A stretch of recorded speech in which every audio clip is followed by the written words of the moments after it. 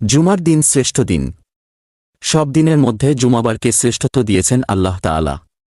কোরআন ও হাদিসে এ দিনের বিশেষ সম্মান ও মর্যাদার কথা বলা হয়েছে। হাদিসে বর্ণিত হয়েছে, হযরত আবু লুবাবা বিন আব্দুল মুনজি রাদিয়াল্লাহু আনহু থেকে বর্ণিত, প্রিয় রাসূল জুমার দিন শ্রেষ্ঠ হওয়ার ৫টি কারণ উল্লেখ করেছেন।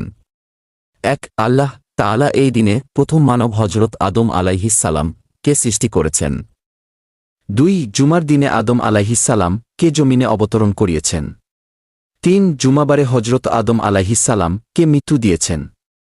৪. এ দিনে এমন একটি সময় আছে যখন বান্দা আল্লাহর কাছে যা কিছুই প্রার্থনা করবে তিনি তা কবুল করবেন, যতক্ষণ সে হারাম কিছু প্রার্থনা করবে না। ৫. সবচেয়ে বড় বিষয় হল এ দিনে কিয়ামত সংঘটিত হবে।